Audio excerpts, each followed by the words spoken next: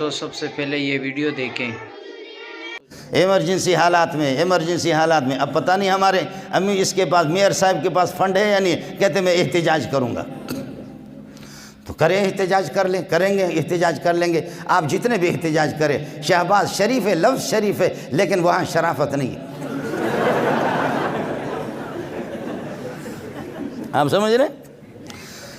لفظ شریف ہے لیکن وہاں نہ شرافت دینی ہے، نہ شرافت دنوی ہے، نہ شرافت اخلاقی ہے۔ شریف باقی ہے کہ ہمارا زرداری، آپ لوگوں نے دیکھا ہے کہ وہ بلوچ آدمی، چونکہ میں بلوچ، ظاہر ہے کہ ولی میں شناسی، وہ بھی بزرگ ہے، میں بھی بزرگ ہوں۔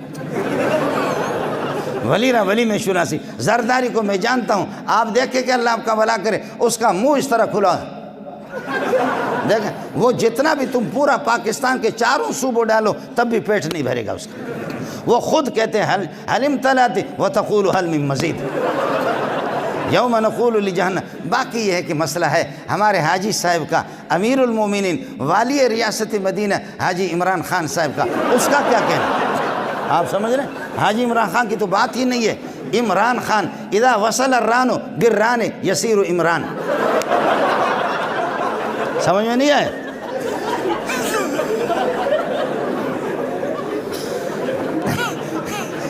یہ میری اپنی ٹوٹی پھوٹی عربی ہے، مکی صاحب کی عربی نہیں ہے، یہ مکی صاحب کی عربی نہیں ہے۔ اذا وصل الران بالران، اذا وصل الران بالران، سمجھے؟ ران کے ساتھ مل جائے، یسیر عمران، عمران خود بخود پیدا ہوتا ہے۔ آپ کو مسئلہ سمجھ آیا نہیں ہے؟ اس لیے کہ اس کے اصل مقصد تحریک وہ ران اور یہودیت کا نفاذ ہے۔ رانیدہ کہ ران کا ہر جگہ پر لوگ ران کے ساتھ مل جائے تاکہ عمران ران ہی پیدا ہو جائے۔